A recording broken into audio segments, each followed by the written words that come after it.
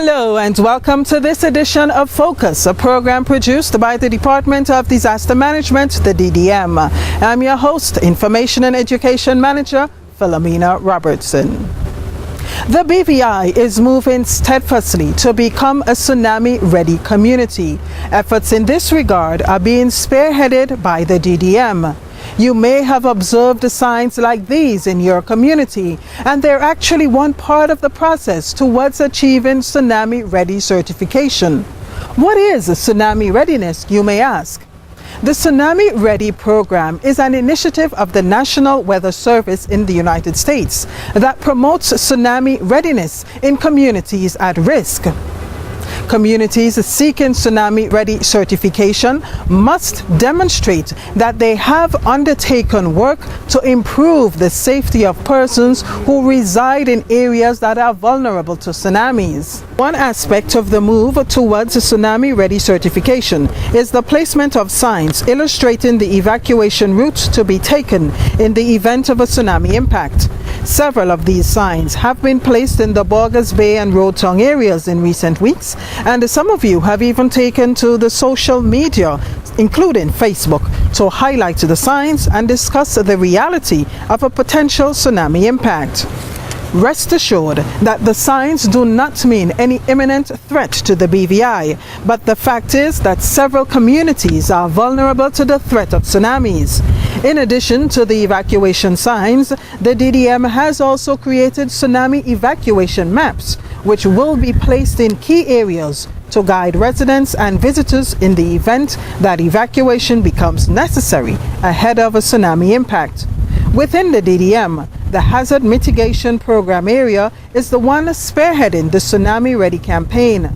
Technical Planning Officer Christopher Williams explains his role in the process. My role at the Department of Disaster Management is Hazard Mitigation and Planning, and my section of the department is responsible for the development of hazard maps. Over, I would say, a 3 or 4 year process, we were able to obtain tsunami inundation maps for the BVI, and we were able to use these maps in order to determine the risk and the vulnerability of coastal communities, and we were able to develop these maps further in order to determine tsunami evacuation routes for various communities. What we've done in this phase is that we've created tsunami evacuation maps for the more populated islands, that is Tortola, Virgin Gorda, Jos Van Dyke and Anegada. And in moving forward in some of the other islands, which would be more resort islands and privately owned, we would like to do a lot of community outreach and work with the residents of these islands in order to create evacuation plans for them. In the development of the maps, we worked closely with Town and Country Planning in getting a lot of the land use information that we needed in order to develop the evacuation routes and to determine the safe areas and the assembly points. We also got a lot of feedback from some of the subcommittees of the National Disaster Management Council. In particular, the Emergency Planning Subcommittee gave us a lot of feedback on the maps, and we only moved forward when we got their okay. So you would have seen the signs like this one, which clearly state tsunami evacuation route with an accompanying arrow. But where do they lead? Mr. Williams explains. In certain areas that we designated as assembly point, you would see another sign which would indicate that you're in a safe area. In other cases, what you're required to do is to attempt to move to higher ground, where I would say to move to an elevation of at least, I would say 30 feet above sea level, where you would be safe from the impact of a tsunami. Tsunamis can be triggered by a variety of factors, including earthquakes. The BVI, like its Caribbean neighbors, is located in a seismically active zone and therefore is quite vulnerable to earthquakes and tsunamis. Tsunamis are not new phenomena. It has been reported that in the past 500 years, several tsunamis have affected the Caribbean and neighboring regions. Places like Jamaica, the Dominican Republic, the U.S. Virgin Islands, the Eastern Caribbean, Venezuela, Panama, and Nicaragua. Clearly, the BVI does not face a unique tsunami threat, and efforts have been made to establish a Caribbean tsunami early warning system. Here is an excerpt from a documentary that was produced by the United States Geological Survey that focuses on the development of that system. Por años, los tsunamis habían sido considerados. For years, tsunamis have been considered the long-forgotten danger of our region, simply because of the fact that they don't occur that often. But we are now very aware of the great danger that they represent. Además de las millones de personas que viven. In addition to the millions of people that live in the coastal zones which could be affected by tsunamis, the Caribbean receives millions of visitors every year who also enjoy its coastlines, which could be impacted by this event at any time. Because of this, it is very important that everyone be prepared. In the Caribbean, we realize that tsunamis do not recognize political boundaries, and because of that, the different countries in the region have been working together for over 10 years to establish a tsunami early warning system. Tsunamis are a natural phenomena that occur in our oceans. Nobody can prevent them from happening. They can be generated by a number of mechanisms such as earthquakes, coastal and submarine landslides, or underwater and above water volcanic eruptions, even meteor impacts. The biggest tsunamis are usually caused by the occurrence of an earthquake under the sea.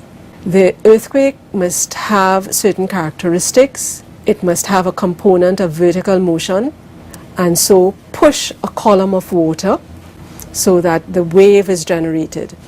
So you have your large earthquake and you have your wave, the water column moves, the wave splits in two, half goes towards the nearest shore and the other half goes out into the open ocean. The majority of the tsunamis that affect the Caribbean are produced by local earthquakes and could reach the shores in a matter of minutes. Tsunamis travel at speeds of up to 500 miles per hour in the open ocean. In shallow waters, the wave height grows. The 2010 tsunami in Chile and the 2011 tsunami in Japan demonstrate how destructive and severe such locally generated events are and how far-reaching the consequences can be. If you feel strong shaking, or if you are near the coast and you see the water withdraw significantly, exposing reefs, rocks and fish, or if you hear a strange roar from the ocean, it is important to evacuate the hazard zones and go to high ground immediately. A tsunami can happen at any time, day or night, and is not just one wave. The first wave is not necessarily or usually the biggest wave. It can take just minutes or hours before the subsequent waves come on shore. The waters will not necessarily draw down before the coast is flooded by a tsunami. Instead, the effect will be similar to that of a very fast tide. Extremely strong currents can be generated in bays and harbors, putting life and property at great risk. The force of the water rushing down streets can be as great as winds of a hurricane category 5. You're not being impacted by just water, which is bad enough. Water is, 1 gallon of water weighs 10 pounds. So you're not just being impacted by water, you're impacted by water plus sediment. It's like being impacted by wet concrete.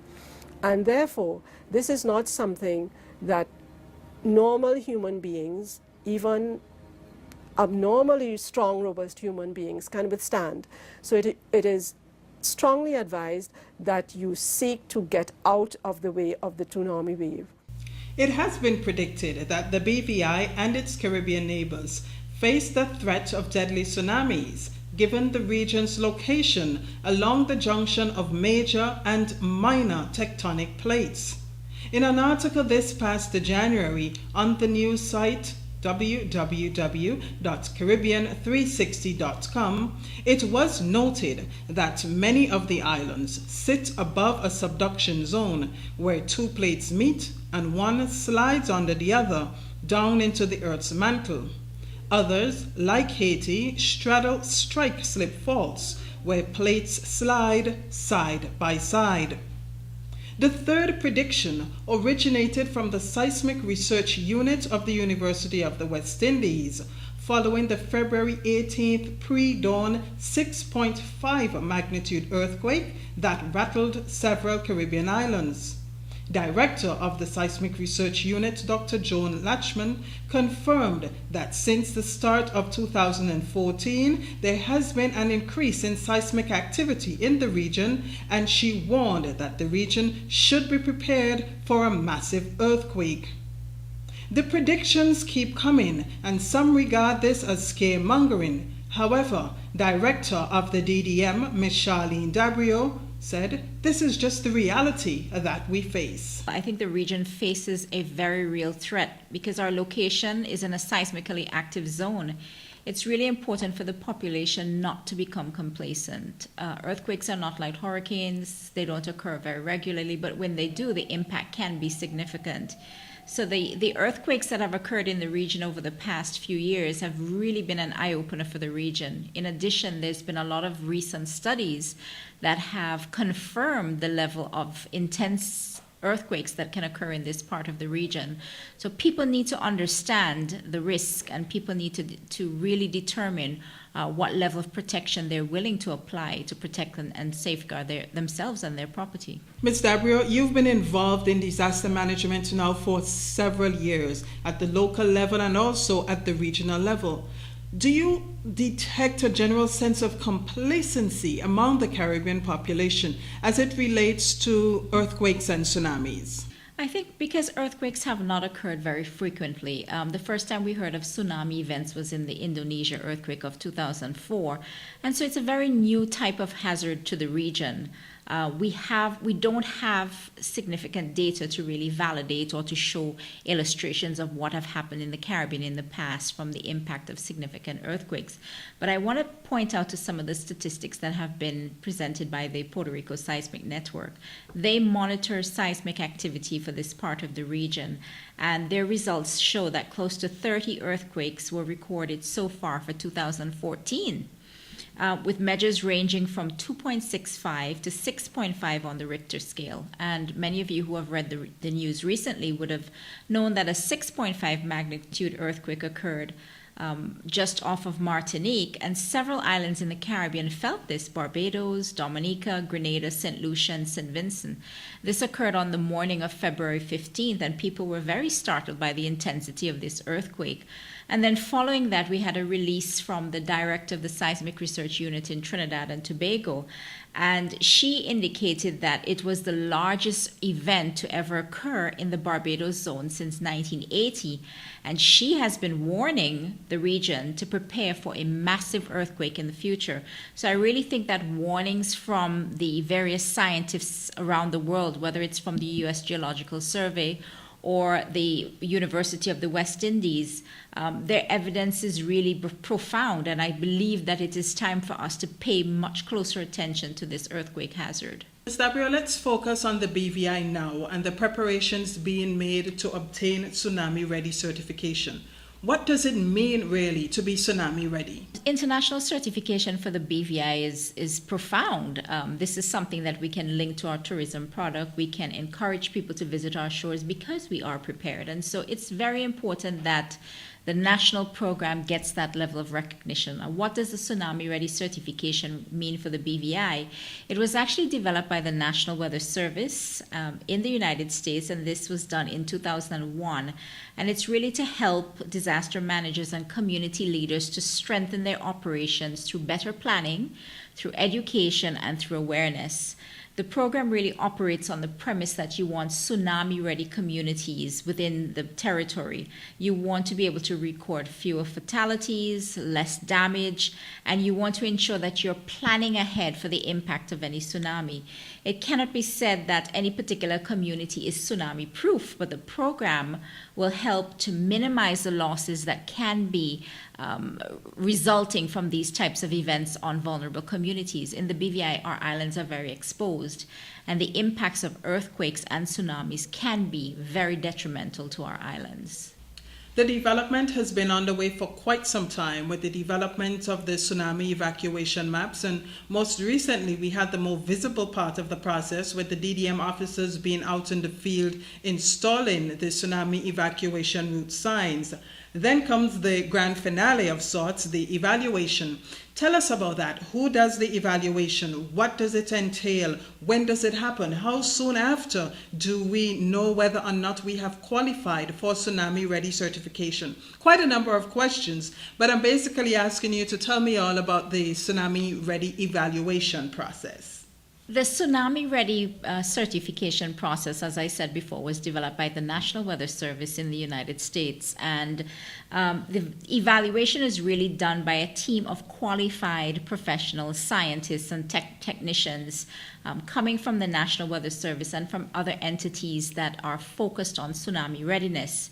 It requires a validation of the work within the country. So in the next few weeks, we will actually have a physical team in the BVI, and they will be inspecting many of the processes, the plans, the procedures, the visual components of our program that guide people into tsunami preparedness and tsunami readiness.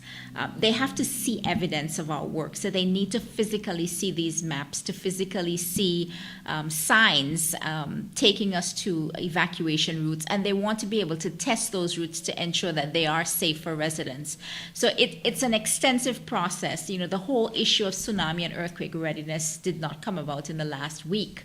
The program in the BVI is 31 years old, and so it's taken a lot of time to get to this point. And the mere fact that we have been able to get the community to accept that this is a risk and that we're able to put these signs up and get people to follow these routes and pay attention to the issue of tsunami and earthquakes is a very significant step for the BVI. What's the cost involved in this project?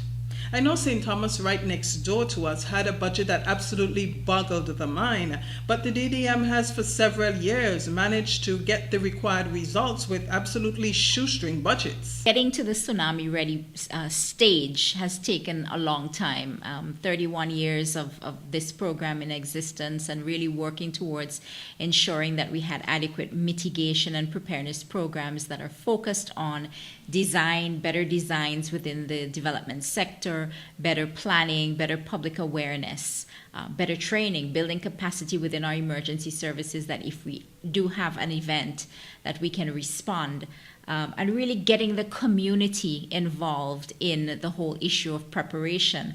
The cost of the signs themselves are significant. They can range from hundreds of thousands of dollars if you're producing them, depending on the material that you're buying. But we were able to find sources in the United States that had the signs developed in bulk to really support and encourage the work that was taking place in the United States. And so we, as you said, we applied some of our financial management techniques to be able to get some up to 70% reduction in cost. So that was really important for us because our budget allocations are small. But we want to make sure that our impact is great, 150 times greater than what we're investing. And so getting the tsunami signs available in the BVI was essential, and we did find a mechanism to have a cost-effective approach to having them here. The whole issue of getting to the stage of these signs and these maps in place really was a collaborative effort. We had significant support from the Town and Country Planning Department and from a number of agencies. The BVI Electricity Corporation allowed us to place the signs on the poles. Therefore, we didn't need to purchase the structures on which the signs would be mounted. And so we're very grateful for this multi-agency approach. The Road Town coordinator was also played a significant role in ensuring that the signs were positioned so that they were visible to individuals. But I want to say that there has been careful thought put into where the signs are positioned. We also have paid specific attention to the language in which is contained within the evacuation maps. And you will note that all of the maps are presented in English and Spanish because we realize that we have a significant Spanish-speaking community, and we want to make sure that them being among the vulnerable groups are understanding what procedures they need to take to safeguard themselves. For many years, the BVI has been a leader among its regional peers in terms of disaster management. However, in this case, Anguilla was the first English-speaking Caribbean country to actually obtain a Tsunami Ready certification, and that was back in 2011.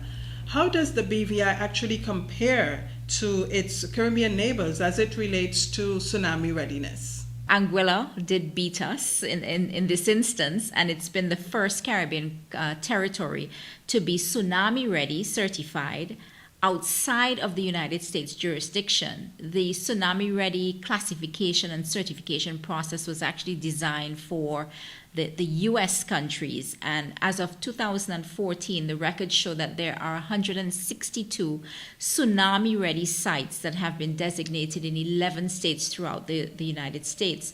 So while we're not the first to pursue this, tsunami ready certification is important for us, and we still considered ourselves as leaders in the region because we have developed a comprehensive and complete program of earthquake and tsunami readiness that spans not just Tortola, but the entire BVI.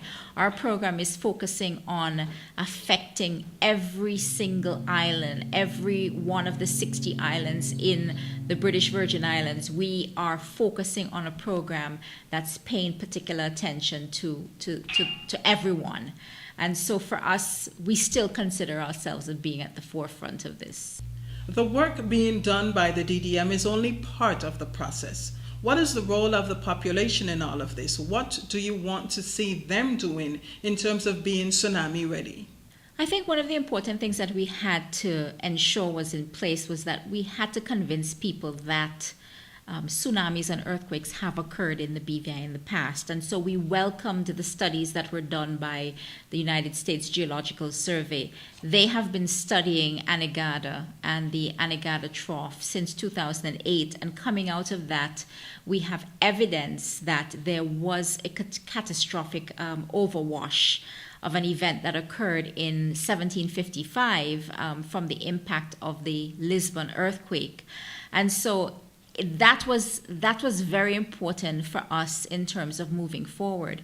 The documentation on earthquakes in this part of the region is very limited. There is evidence of the earthquake that occurred in the 18th century that impacted on the U.S. Virgin Islands, and there's an account of what happened then.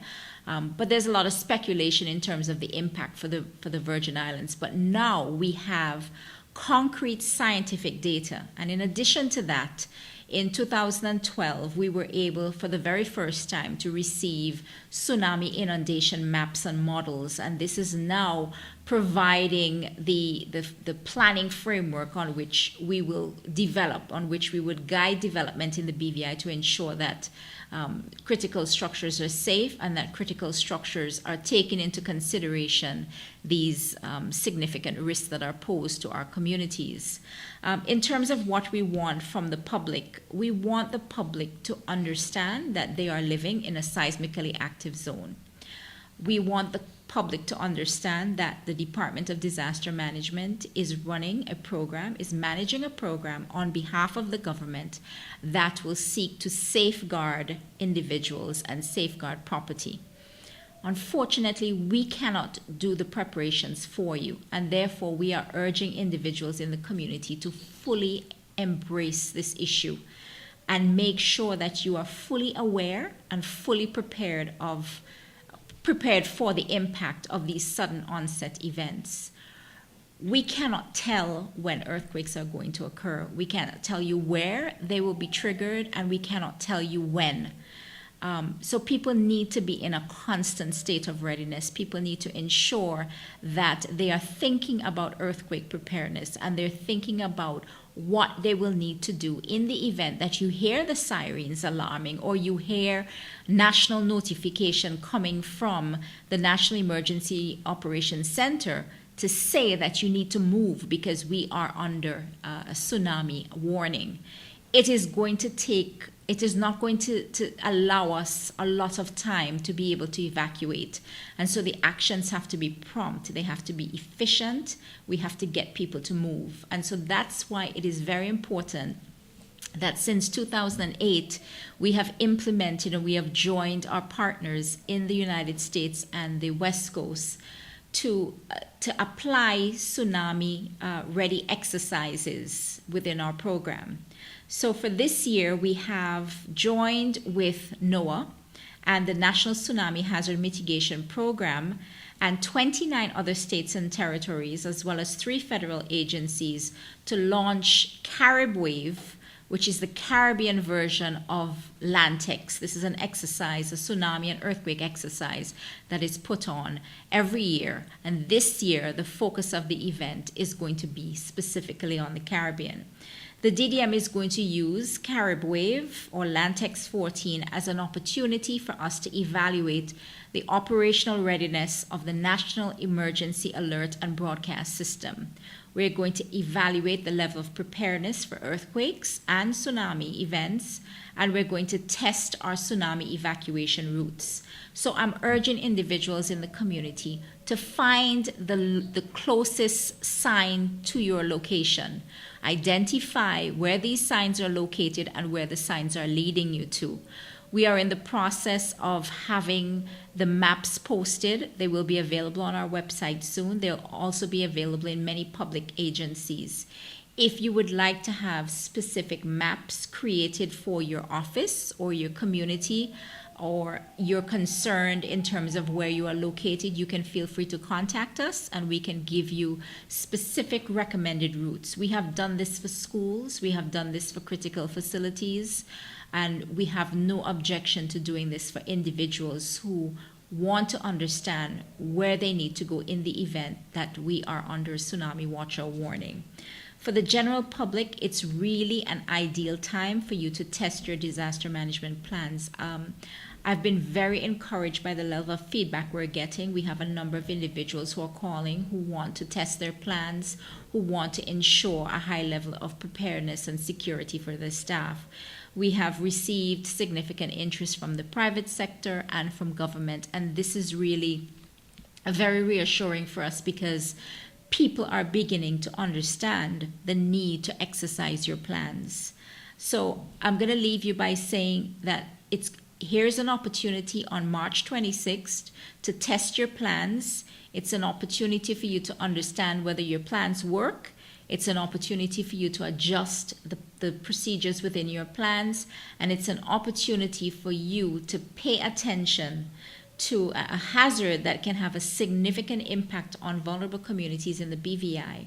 And here's an opportunity for you to understand what you need to do to prepare yourselves. As we wrap up this edition of Focus, here are some tsunami safety rules. Always be prepared. A tsunami can occur at any time. Have a family emergency plan, a safety backpack including medicine and first aid items.